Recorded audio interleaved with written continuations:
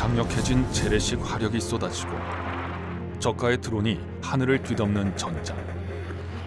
각종 신무기의 등장과 함께 전쟁의 공식이 달라지고 있습니다.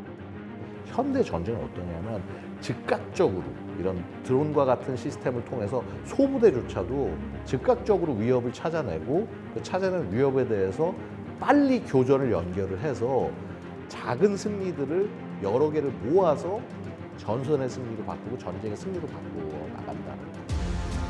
세계 최강의 군사력을 앞세운 미국을 상대로 드론과 기뢰로 대응한 이란. 그 비대칭 전력으로 해서 호르무즈 해협이 그렇게 쉽게 봉쇄될 거라고는 생각을 못했던 부분들이 이번에 트럼프의 이란 전쟁의 가장 큰 오판이라고 볼 수가 있겠습니다. 러시아 파병을 통해 전장의 변화와 운용 방식을 직접 경험한 북한. 드론과 미사일, 비대칭 전력을 결합한 새로운 전술이 한반도에서도 현실이 될 수 있는 만큼 이에 대한 대비 역시 시급한 과제로 떠오르고 있습니다. 아마 이번 전쟁에서 그 북한으로서는 단순한 외화벌이를 넘어서 굉장한 실리를 얻었다고 판단이 됩니다. 현대전에서 이러한 전쟁을 통해서 얻어지는 이 데이터 그리고 또 이러한 장비들을 운용할 수 있는 그런 기술 이런 것들이 체득이 됐다고 봐야겠죠. 신무기 각축전 속 우리의 대응 방안은 무엇인지 지금부터 살펴봅니다. 오늘의 팩트체커 김자양 PD와 함께합니다. 김 PD, 최근 세계를 보면 중동부터 유럽까지 세계 곳곳에서 분쟁이 이어지고 있는데요. 그야말로 갈등의 시대입니다. 최근 전쟁을 보면 무기 체계가 눈에 띄는데 어떤 무기를 사용하느냐에 따라서 전쟁 양상이 크게 바뀌기도 하더라고요. 네, 그렇습니다. 최근 중동 사태가 벌어진 이란과 중동 일대는 각종 신무기 시험장이 됐다고 볼 수 있는데요. 미국과 이란 등이 그동안 선보이지 않았거나 실전에 활용하지 않았던 각종 무기들이 대거 동원됐기 때문입니다. 어떤 무기들이 등장했는지 영상으로 살펴보시겠습니다.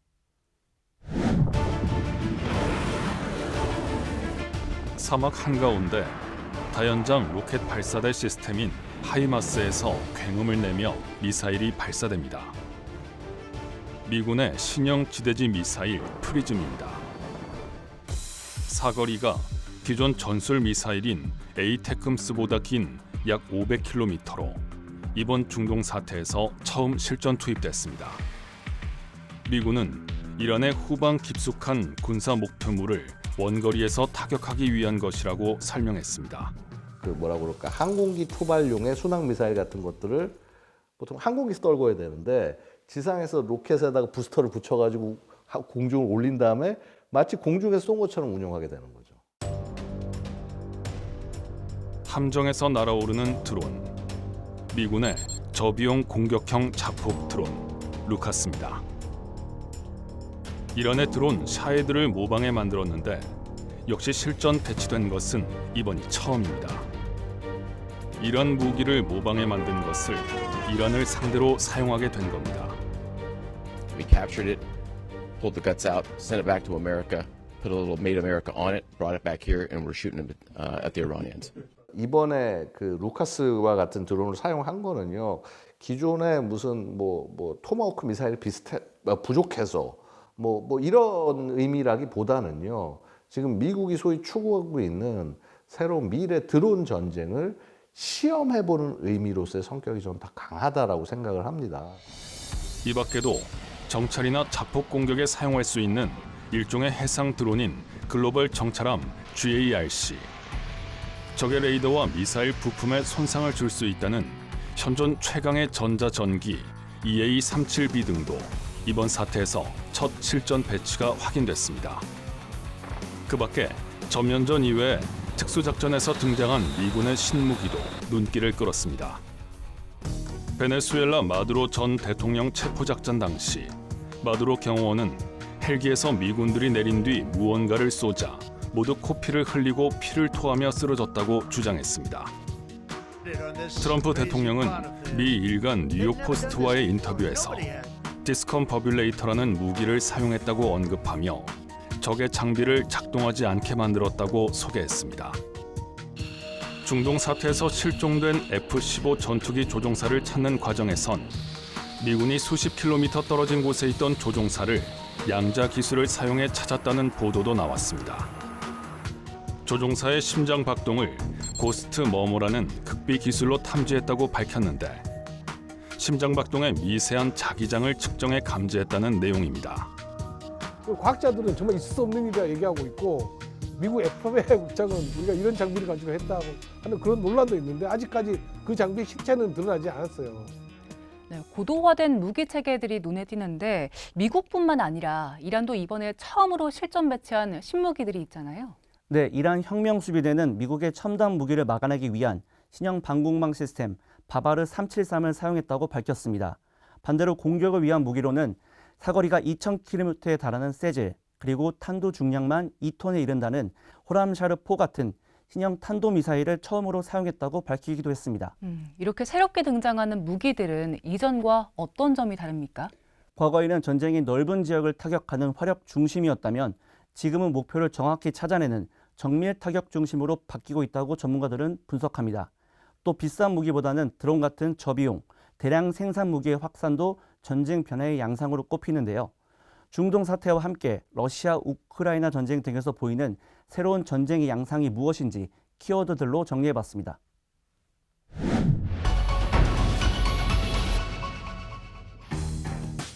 지하 터널이 무인기로 가득 찼습니다. 이란이 자랑하는 자폭 공격 드론 사이드 계열로 추정됩니다. 순교자를 뜻하는 이 드론은 길이가 3.5m로 작고 가격은 대당 약 3천만 원 정도입니다.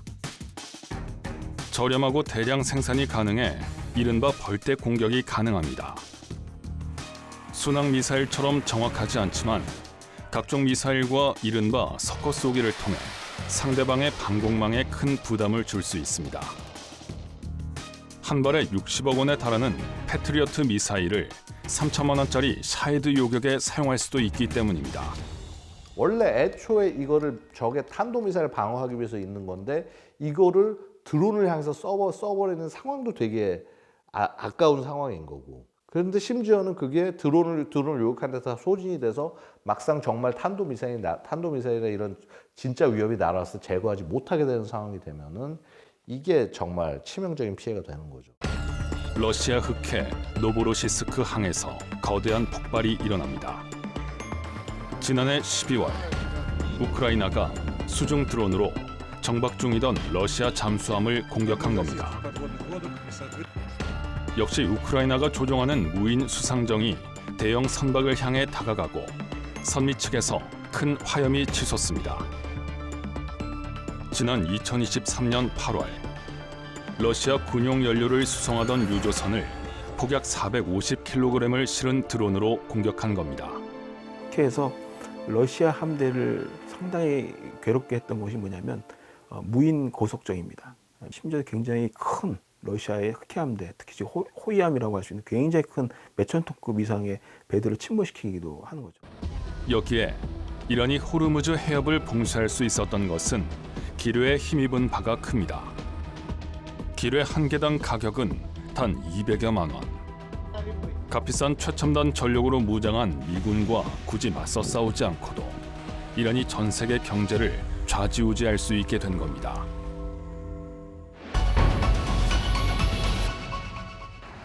지난 2월 28일 미국의 이란 공습으로 시작된 중동 사태. 미국, 이스라엘과 이란은 공중 전력과 미사일 등을 기반으로 한 공습 위주의 공격을 주고받았습니다. 이란의 최고 지도자 등 수뇌부가 다수 사망하고 인근 국가들의 원유 생산 관련 시설들이 타격을 받는 등 피해가 점점 확산하고 있지만 좀처럼 갈등의 끝은 보이지 않습니다. 미국의 지상군 투입이 전쟁을 마무리 지을 수 있는 방법으로 꼽히지만 막대한 피해를 감수해야 해 선택은 쉽지 않습니다. 이란의 어떤 주요 지부를 한순간에 몰살시키고 그 이란이 가지고 오는 해군과 공군력을 한순간에 괴멸시켜 버리고 했음에도 불구하고 끊임없이 이제 전쟁은 안 끝나고 있잖아요. 그 지상전을 안 하기 때문에 그러죠. 2022년 2월 시작된 러시아 우크라이나 전쟁도 4년을 넘기며 장기화하고 있습니다.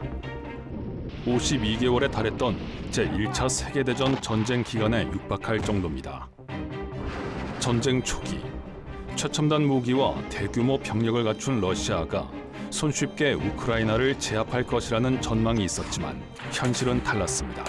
우크라이나는 이미 2014년에 패배를 바탕으로 해서 러시아의 취약점을 굉장히 오랜 기간 동안 파악을 하고 있었고 우크라이나가 절대 이 전쟁에 승리는 할 수 없습니다만은요.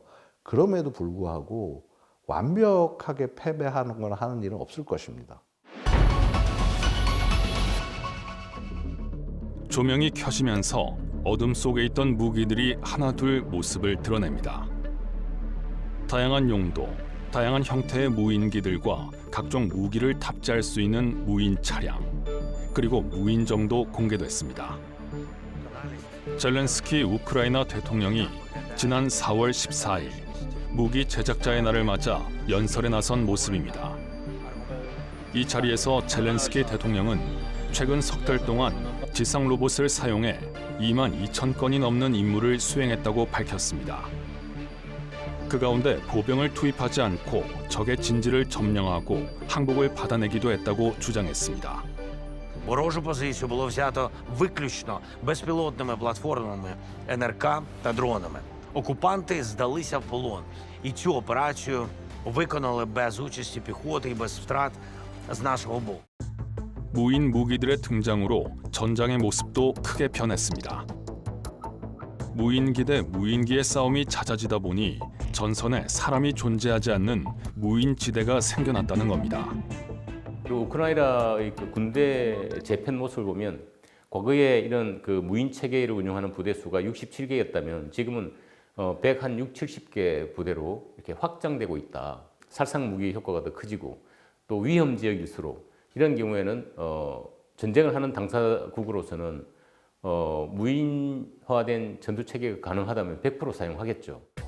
미국은 이러한 공습의 첫 24시간 동안 표적 1000여 개를 설정하는데 AI를 사용한 것으로 알려졌습니다. 여기서 더 나아가 이제는 전투의 수행뿐 아니라 전투를 할지 여부에 대한 결정까지 AI가 하는 시점도 눈앞에 다가왔습니다. AI가 그야말로 모든 그 표적을 추천해주고 실시간으로 들어온 센서를 통해 가지고 가장 적합한 타격 체계를 선정을 해주면 발사 버튼만 인간이 누르면 되는 그런 진화가 이루어진 거죠. 네, 이렇게 새로운 무기 체계들이 쓰이면서 전쟁의 모습도 변하고 있는데요. 이 점이 우리에게는 어떤 영향을 줄까요? 멀리 중동 그리고 유럽에서 전쟁이 벌어지고 있지만 한반도에 직접적인 영향이 미친다고 볼 수 있습니다. 바로 북한 때문인데요. 아시다시피 북한은 러시아, 우크라이나 전쟁에 직접 파병을 하기도 했고요. 이란과 돈독한 관계를 유지해 왔습니다. 그렇다면 북한이 어떻게 변하고 있는지 정리해봤습니다. 벌판을 질주하는 북한의 신형 전차 천마 20. 조종석에 앉아있는 것은 김정은의 딸 주혜입니다. 지난 3월 북한이 공개한 보병 탱크병 합동 공격 연습입니다. 이 연습에서 전문가들이 주목한 장면은 또 있습니다. 전차가 돌격하기 전 무인기가 먼저 출격합니다. 공격형 자폭 무인기가 실시간 정찰 자료에 근거해 적의 지휘 거점과 대장갑 화력 진지를 타격합니다. 전차가 나선 것은 그 뒤였습니다. 전차가 적 무인기의 공격으로부터 방어하기 위한 능동 방어 체계를 갖췄다고 주장한 부분도 눈에 띕니다. 우리조차 전력화하지 못한 기술입니다. 이 땅 그만큼 자체 방어 능력이 강한 장갑 무기는 세계적으로 존재하지 않는다고 확신한다. 무인기를 앞세운 공격도, 전차를 무인기로부터 보호하는 것도 모두 러시아 우크라이나 전쟁 파병을 통해 배운 것으로 추정됩니다. 북한도 이제 우크라이나 전쟁을 가서 이제 드론을 대하는 운용뿐만 아니라 대응하는 전술까지도 이제 습득한 것 같아요. 정말 피해 교훈으로 배운 전술들이죠, 따지고 보면. 그동안 북한은 한국과 미국에 비해 해군력과 공군력에서 절대 열세에 있었습니다. 그러나 무인기나 기뢰 등을 활용한 이란의 비대칭 전쟁 수행 능력을 보고 해볼만 하다라는 생각을 갖게 됐을 수 있습니다. 우크라이나에서의 아주 가장 큰 북한의 어떤 소득이라고 한다면 우리가 해군력이 열세이고 공군력이 열세이지만 충분히 해상 거부, 공중 거부 능력을 가질 수 있다라는 이제 교훈을 얻게 된 거고요. 러시아로부터의 각종 기술 이전도 우려되는 부분입니다. 군사위성 발사체와 잠수함 등 북한의 각종 전력 강화에 러시아가 파병의 대가로 도움을 준 것으로 추정되고 있는 상황. 북한은 집속탄, 고체연료 엔진 등 재래식 무기들을 꾸준히 개발해가고 있고, 이에 더해 지속적으로 강화되는 북한의 핵 능력을 감안하면 위협은 더욱 증대될 수밖에 없습니다. 더 나아가 러시아가 개발하고 있는 AI를 활용한 군집 드론 운용 기술 등을 북한이 확보하게 될 수도 있습니다. 이 공동으로 기술을 공유하고 그걸 통해서 공동 생산을 하고 대량 생산을 같이 한다면은 그 파괴력은 상당하겠죠. 그래서 한국의 대응이 굉장히 지금 시급한 상황이다, 이렇게 말씀드릴 수 있을 것 같고요.